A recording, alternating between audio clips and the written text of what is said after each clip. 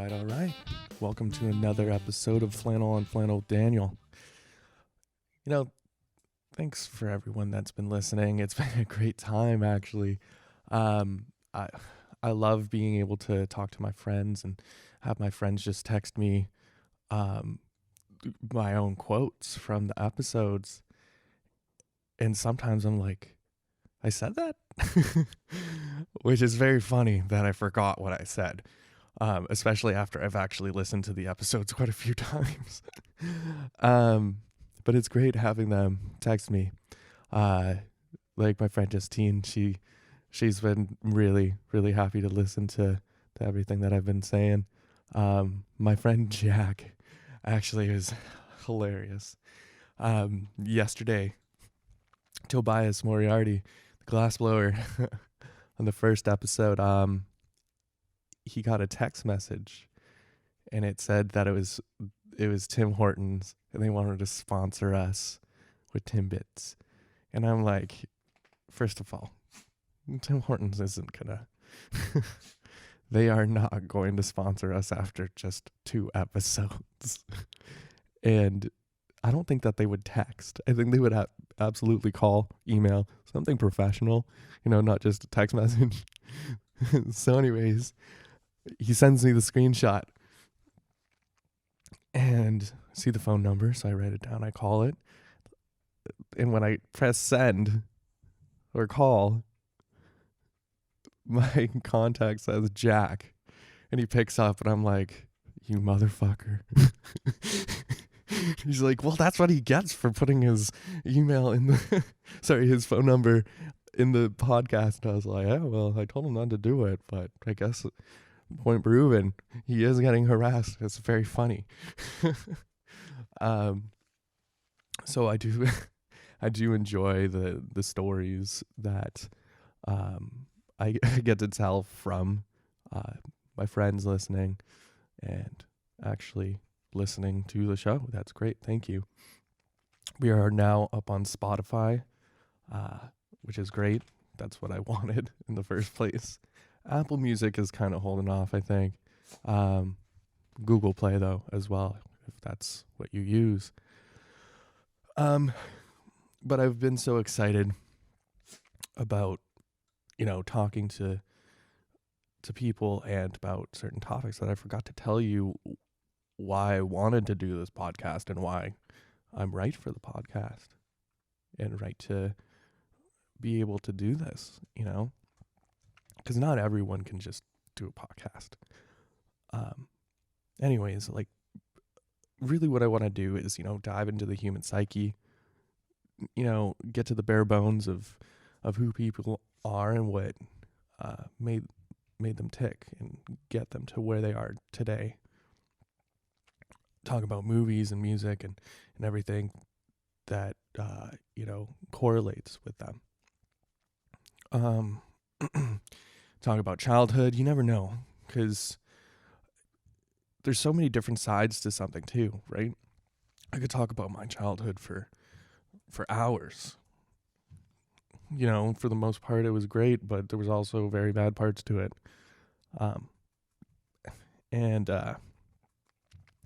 Really what I want to do as well is, if my guests are entrepreneurs or artists of some sort, I want to make sure that they get into the spotlight so people know about them. People can enjoy their art, their work, get personalized, home decorations. It's great.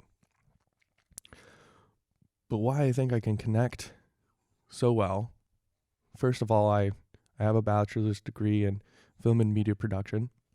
I went to Laurier University for 2 years for film studies. It was a blast. I had a lot of fun, but it was all film studies. There was no hands-on stuff, so I ended up moving on to Humber College after the 2 years at Laurier. And Humber College, when I first started there, it was just an applied degree of arts. Applied bachelor's degree of arts. And while I was there, it changed. It changed to a full bachelor's degree of film and media production. And I was like, oh, that's fucking awesome. I'm going to sound smarter than I am. But in all honesty, I do think I know a lot about films, and I've been able to experience so many sides of it too. I've directed, I've written, I've produced my own short films. I don't think I could do, anything too large as a producer. I'm not good with numbers. Yeah, no maths.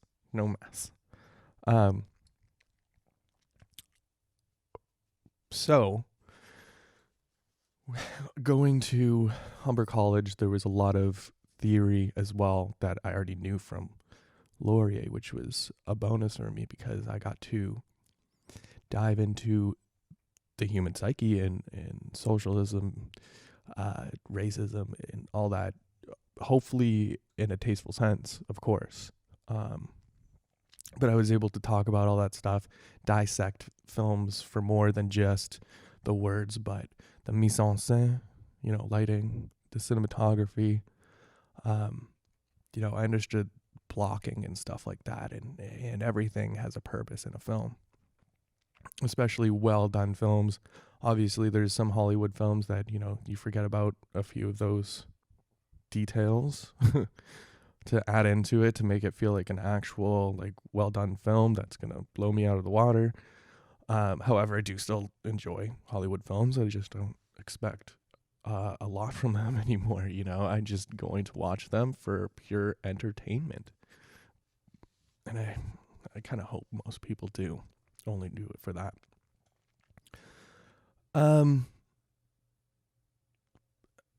I've also, I want to be able to talk about the real shit of life where, where things just don't go right, and maybe that adapted you into a better person, a different person. Personally, I've been homeless quite a few times where, I was just not good with father figures when I was younger. So I was, making new families and, not couch to couch, but people would take me in.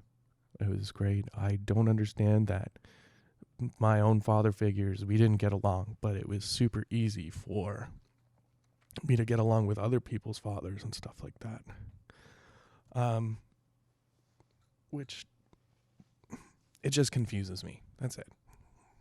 Because, you would expect if other people's fathers wanted them to live with you and, work on cars together and stuff like that, even though I still barely know anything about cars. I was just doing it to smoke cigarettes and hang outside during the summer. But it was great. Other than I just got confused that my own father figures didn't like me. Whatever. Apparently I was a punk. I don't think I really was. When you're super Christian and living in Michigan, I don't think that you can be a punk. Yeah, I did some bonehead things, but really nothing was that bad, and they always took things so over the top. Whatever. It was a good learning experience for me because I know what I don't want to grow up to be. I helped to raise my sisters too, so I kind of have a parental sense. Their dad was just kind of lazy for the most part, but my sisters are great. They're fucking super smart, and I'm not. They're gonna be doctors. Well, Bailey is already pretty much a doctor. She's a PA, practitioner's assistant. Not the same way we call it in Canada. I think it's an RN here. But I guess it's probably a little bit more privatized for her. So PA sounds good to me. She really wants to be working on teeth and stuff too. She loves her teeth. Crazy. You know what? I can't speak for her. She has so many different endeavors. Probably so many different routes she can go still, right? I know my sister Brianna, she's going to be studying abroad and everything. Like she's pretty much following in Bailey's footsteps, going to the same university and stuff like that, and doing the whole abroad thing. I kind of wish I did the abroad thing, but I don't know. I think I would have ran out of money really, really quick. I feel like I wouldn't have been able to live anymore there. I probably would have just, had to come home because I couldn't survive. I like spending money. It's good. It's fun. Mainly for food, booze, weed. I don't know if I'd be able to get weed there. I don't know. I've never tried. And I didn't even tell you where I was thinking. England of some sort, or anywhere I went. I feel like weed isn't as easy to get in other places as it is in Canada right now. I get to go to the freaking store and go up to the guy. I'm like, what's the best bang for my buck? And he's like, all right, everyone here calls this crack, but it's Cold Creek Kush. And I'm like, ooh, I'm going to take some of that. It's super easy. It is very expensive here, though. Also, what I'd like to talk about is I've experienced more things than most human beings should, and I guess that kind of goes along with not having real father figures, and I kind of became like a lone wolf in a way, and in my early 20s, I kind of just went crazy with sex and love and being the serial dater. And I think I can talk about a lot of sex, love, and philosophy. As I said in a previous episode,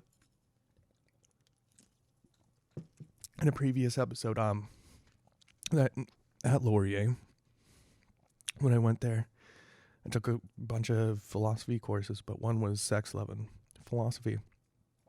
And I was gonna flunk it for sure. Like, I remember my face when I got my first exam back, like the midterm. It was probably the worst score I've ever gotten on anything. I think it was ridiculously low, like 55%. And I'm like, I didn't realize I could be so wrong when philosophy is very open. And being able to discuss either side of things, I was very confused on that grade, but whatever. And I think that where I was confused was apparently I didn't know what sex, love, and philosophy was. So you know what? I went out and discovered it myself. I went out and I just had loads of senseless sex, and it got me into bad situations, and that's why I've calmed down. I can say I think I've only gotten one STD, and I was like freaking out about it too, because it wasn't like gonorrhea or something. It was like a pimple thing in my region, and I was like, oh no, is this the start of herpes? So I went to the doctor. I was like, oh my God, man. I think I have something bad. He's like, okay, let's see it. And I'm like, oh my God, is it bad? And he's like, nah, man, we're just going to freeze it off. And I was like, oh, okay. Like, that's some decent bedside manner. Like, nothing to worry about, man. We're just going to freeze it off. It's going to hurt. It's going to fall off. And you'll have a scar. Should have said something along those lines, but nothing's wrong, man. We're just gonna freeze it off. Not that everyone needed to know about that, but that kind of goes hand in hand with me drinking a lot and smoking a lot of weed. But I was also on anti-anxiety medication that just didn't work for me, where I couldn't feel anymore. I couldn't feel emotion, when I was playing music. like guitar and stuff, or listening to it even, like I usually have like an emotional connection to it where I get like tinglies or something. Couldn't feel it. So I kind of went numb during that period of time, especially with the drugs and the alcohol. And when I say drugs, I don't smoke. I don't do more than smoking weed anymore. I tried Molly and mushrooms, but I don't want to do anything else. I don't even want to do that. It was not fun. Not for me. I have a weak stomach. I think I throw up all the time. Especially on first dates. We'll talk about that another time, though.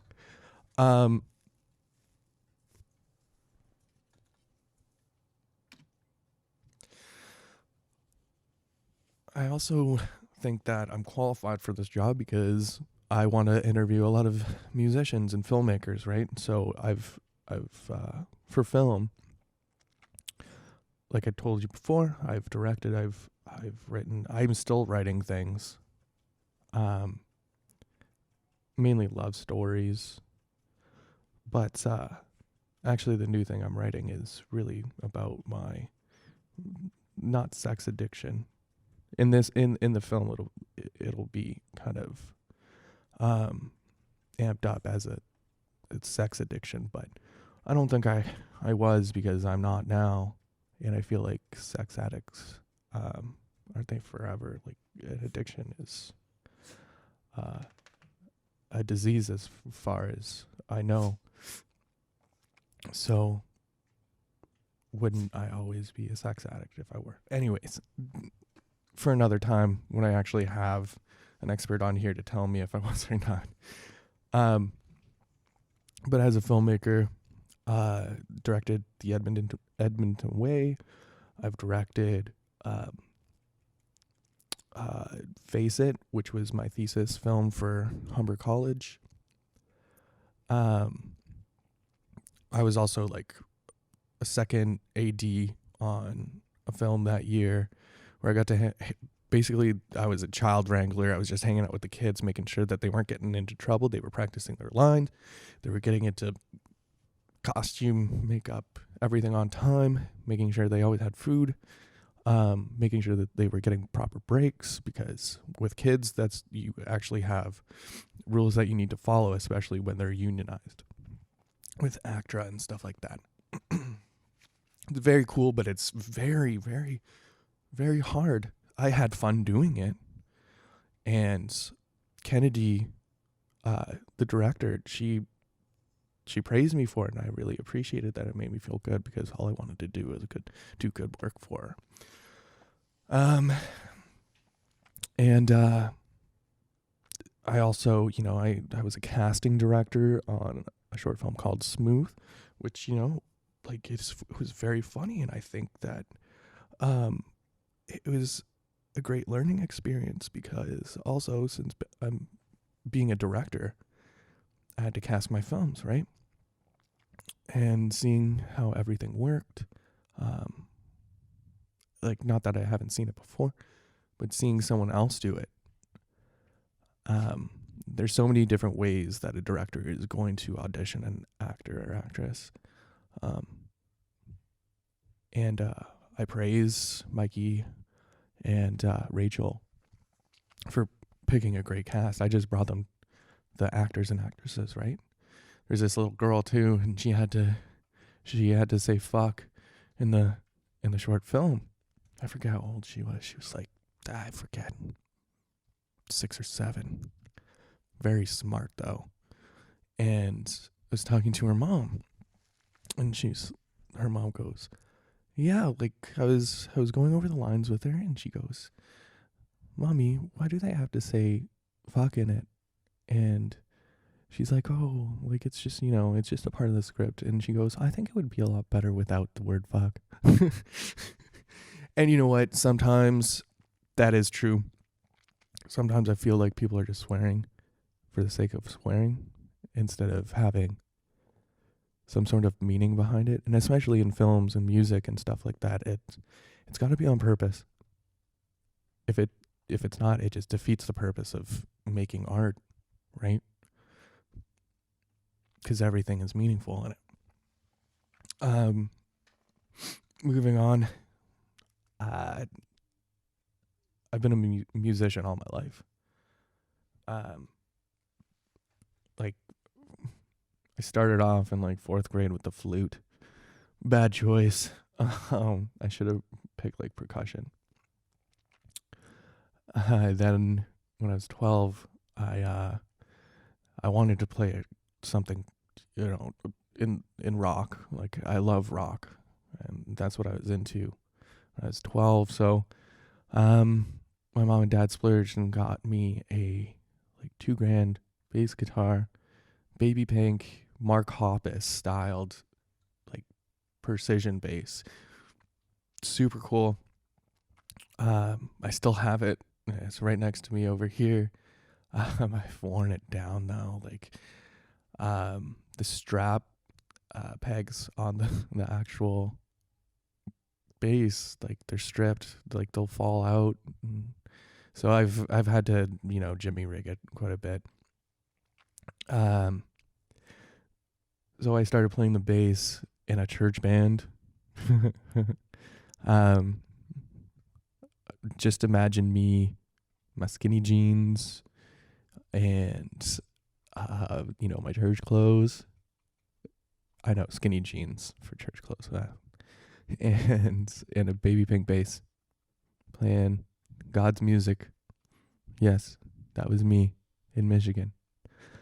And then when I moved to Canada, when I was 14, I started playing guitar. Was not good at it at all. And I think the reason why I became a decent guitarist, I'm not amazing or anything, but a decent guitarist, is because I was pissed the fuck off that I couldn't play the damn instrument. I needed something. I needed to I needed to prove myself. Also, I wanted to get the ladies with the guitar stuff. And it has helped me not just, get ladies and stuff, but, express myself in proper ways. I've written and recorded my own music in like my own room. I know that sounds funny, but I've written and recorded it all. You can listen to it. It sounds pretty good. I mean, I never thought I could, produce an album. It's not like legit album. And when I say legit, I mean like it's not really on Spotify or Apple Music. It's just, it's on SoundCloud. I've worked on those songs a million times, and like I've got a new drummer. His name is Paul, and we've kind of, since we've started playing together, these songs have adapted in ways that I could never have foreseen. Because Paul's more of a swingy kind of drummer. He likes hip hop. We play a lot of reggae and the cover band that I'm in too, because he's the drummer for that. So it's adapted into, I don't know, it's adapted to be a little bit more swingy now. And what's weird about it is that these are like hard rock songs that have become a little bit swingier, and that got me into more blues, and now I'm writing blues songs. They're not incredible blues songs, but they're bluesy none the fucking less. And I have a lot of fun playing them because I'm teaching myself along the way, and that's literally how I learned the guitar. I taught myself everything, and that's how I learned the drums too. And I play the drums on all my tracks as well, and along with the bass and the vocals. So I record every instrument in it. I never had any help, which is sad because I wish I did. So guess what I'm trying to say is that teaching yourself is always a good way to going about an instrument, because first of all, it's not easy. You really have to have the determination. Of course, if you want to see a teacher, go see a teacher, but then they're giving you homework, and then you're like, I don't want to do homework. I already got homework, or I already have things to do. while I'm not there learning with the teacher. So that's why I like, taking the songs that you love the most, looking up how to play them, and playing them. Who cares if you suck at first? Who cares? I can tell you I sucked really bad at the beginning of all my instruments. Yeah, it's because I didn't know how to play it. I had to keep playing. So that's how I've learned how to play multiple instruments. That's how I've been able to record my own music, because I've taught myself all of that stuff. Of course, in university, I've learned a lot more about audio, and that's really helped me out because, frequencies and hearing and all of that stuff is absolutely bonkers how it works. And you don't think about it a lot. Like, there's certain frequencies that are sensitive to us that aren't sensitive to dogs or anything, right? And our most sensitive frequency is a baby's cry, because throughout evolution, we've always been nurturers and breeders. And that's why it's the most sensitive, because we always want to save our kids. Well, for the most part, I can't talk about the entire world. But definitely here. Anyways, I'm going to take a quick short break. I need to drink some water or something because I'm getting parched. And we'll be back. I'm planning on doing some commercials for this episode as well, so I hope we enjoy them and they don't sound stupid. All right, see you in a second. Hey, so I'm bad at picking out gifts for people. Just awful. The one thing I am good at is noticing personality traits. And for me, like, I add them to my art and my film. But for Tobias Moriarty, it's about taking the personality and placing it into his blown glass.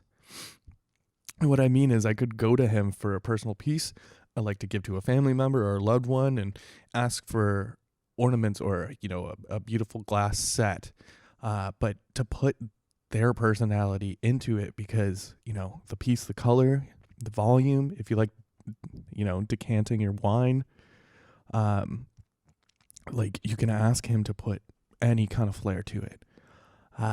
He freaking brought me a glass rose flower. It's amazing.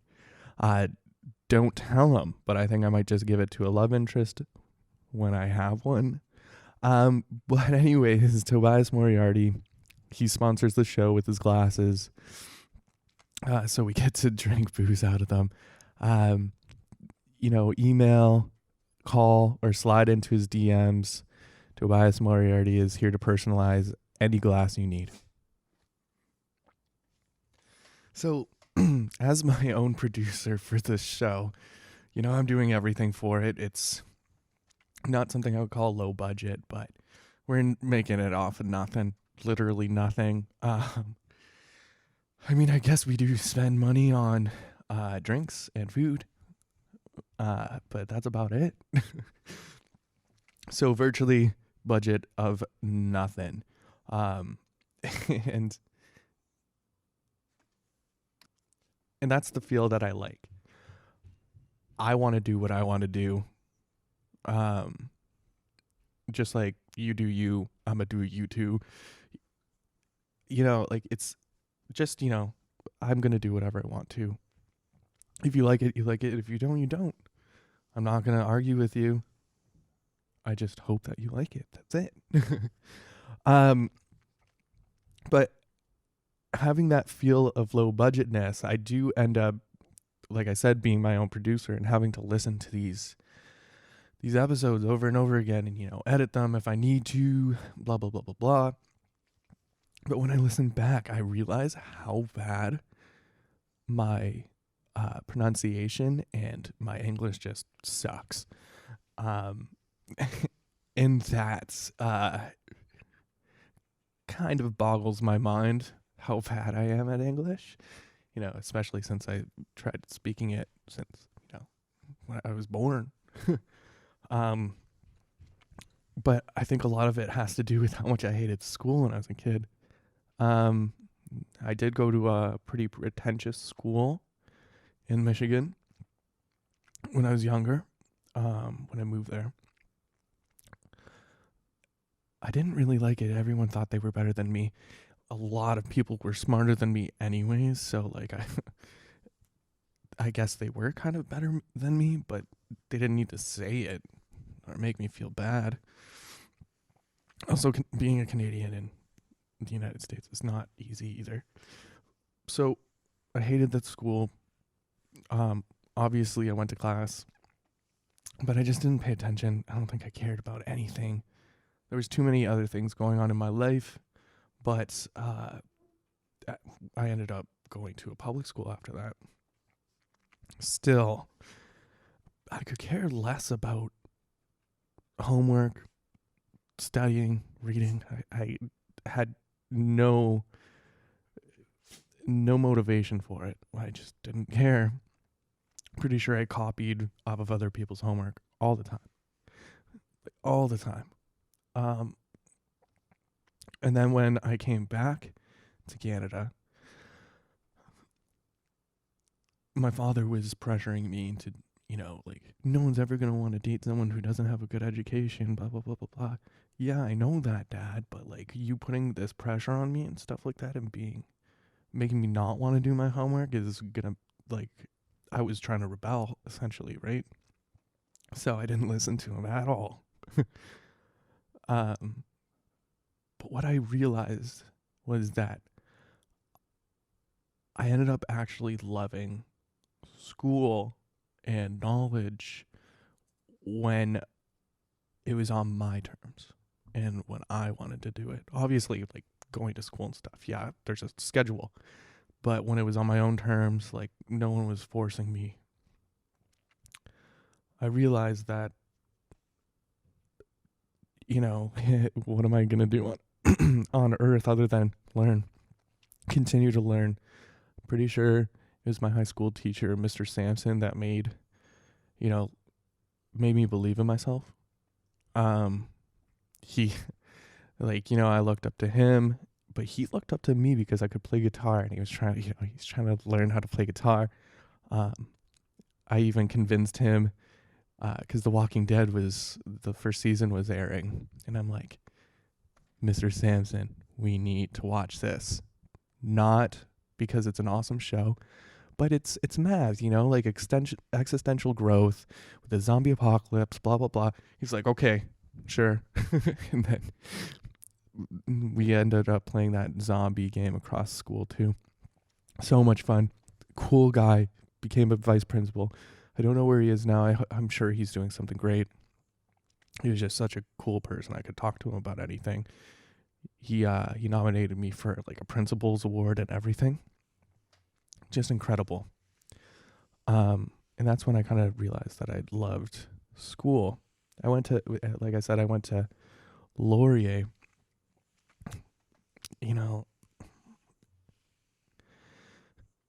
Diving into the human psyche, everything that I've been talking about, is really hard sometimes. And I think that's one of the reasons why I didn't do so well at Laurier. I didn't flunk out or anything. I was fine. My grades were fine. They weren't as good as I wanted them to be, though. It's not easy. And also I was a big stoner then, so I was smoking way too much. That probably, made it so that my words weren't making sense in my papers. I had so the person that really got to me that Laurier though was my professor Edward Norton, and it's not the actor Edward Norton. I so wish it was, but it was this guy who, I think he always wore the same blazer. It was barf colored too. It wasn't even a good color. It was corduroy barf. And he wore it every day for every lecture. I don't know why.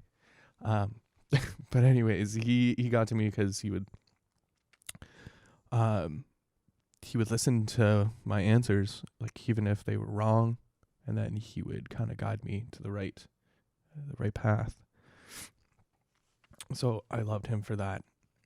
But I don't think I got my true wake up call to actually start, becoming reliable until first year of Humber. And my first year of Humber, there was a lot of stuff going on. Money, my home was up in the air. I was always commuting. Sometimes I didn't even have enough money to commute to school, so I wouldn't go to class, and obviously that damaged my marks. Obviously, professors don't understand that. They're like, you have enough money to do this, so you can do this. And I'm like, okay, yeah, sure. Anyways, I ended up being on academic probation, and I ended up taking half a year off because I was on academic probation and I didn't prove that I deserved to be there. And my professor, Jeff, he sat me and two other of my friends down last day of school for the year. And he looks at us. He's like, I gotta tell you guys something. You're not reliable. And reliability is what's gonna get you to where you want to be, but right now, you're not gonna make it. And I took that to fucking heart. My heart sank. It hurt so bad hearing those words come from someone that you really, really admire and respect. It hurts so goddamn much. So I immediately changed.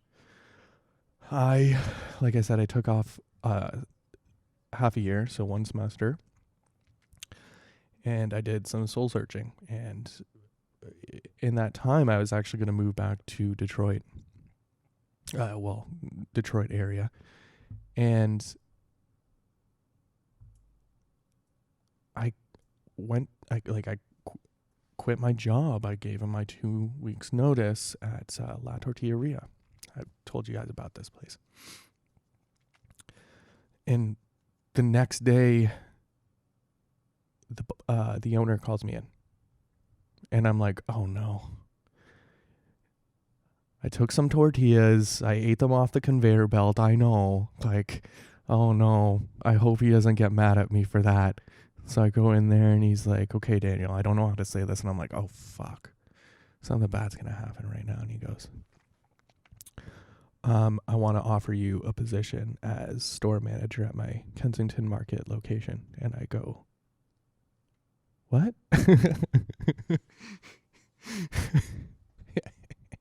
Me? Why? Me? I didn't say that out loud, but I mean, that's all I could think. Well, let me think about it. And, I went home, I thought about it. I ended up accepting it because I did want to still live in Toronto. I just didn't feel like I had purpose, and it kind of sucked. But I saw this as an opportunity to prove my reliability, to prove to myself that I was able to do anything I wanted to. I think I was 20, 21, and I was asked to be a store manager of a Mexican marketplace. It was insane. I took the job, and I did prove to myself that I was reliable. And in that time, I proved to the dean that I was worth, putting back into their school. It was not easy, and it took a lot of truth and vulnerability to tell them why I deserved to be there and what I learned and what I want to complete and achieve. So I proved that I was able to go back. Ever since then, I never stopped working hard. I did screw up a few times in school, not gonna lie. I let down one of my good friends, Nathan Black, on titles and stuff for his documentary. One of my biggest regrets still. It was not a good time for me. I still feel bad to this day. It doesn't change anything though.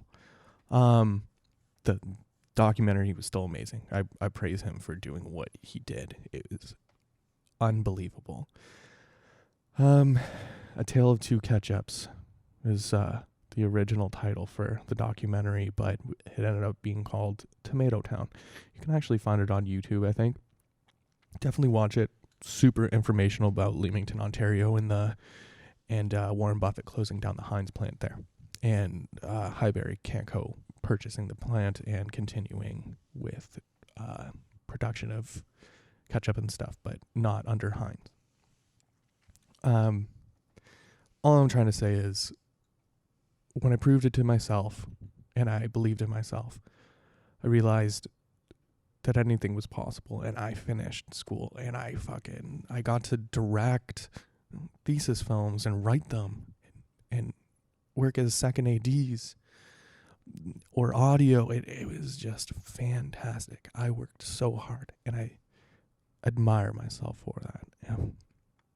I was very ambitious, and I may not be exactly where I want to be right now, but I am having fun doing it. I love talking on this podcast. It's super duper cool. I have so much fun doing it. I was debating on doing a longer episode this time, but I kind of like it around 40 to 50 minutes. It's a good amount of time.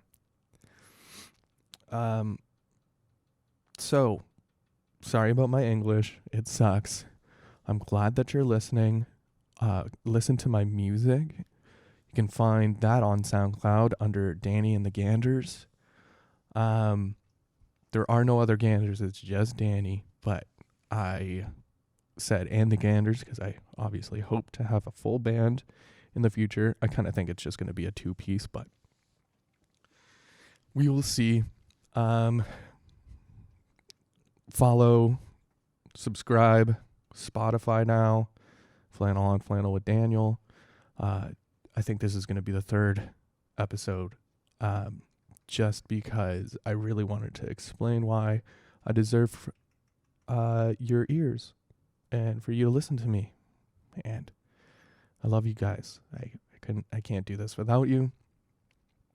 I guess let's talk about one or two funny stories before we go.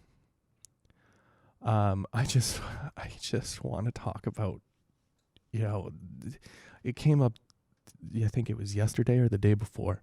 And I still feel bad till this day, but I also, I'm not sorry. So I was working at the beer store. That's what we call the beer store in Canada. For people that live in the United States, we actually call it the beer store. So I'm working there, and it's a younger couple. They come in. 19 years of age is the legal age here, and they were cutting it close. So I was like, "Hey, can I see your IDs?" The boyfriend goes into his wallet, and the girlfriend's like, "Oh yeah, you still have my ID in there." So he pulls out the 2 IDs and he gives them to me. First one, him, totally good. He's 19. Second one, I look at the picture, I look at her, I'm like, is this a joke? And she takes it, and it's not her at all. And she looks at him and she's like, "What is her ID doing in your wallet?" And I can literally see him scrambling to make up the biggest lie in the world. And he's like, oh yeah, like we yeah, she just asked me to hold on to her ID. Like we were all going out as like friends and stuff like that. There was a bunch of us, blah blah blah, and she was not buying it. I'm pretty sure I just ruined their relationship, but I mean, like, technically he did in the first place. But I was the one that I was the one that revealed it, and I was only just trying to ID them so they could buy beer.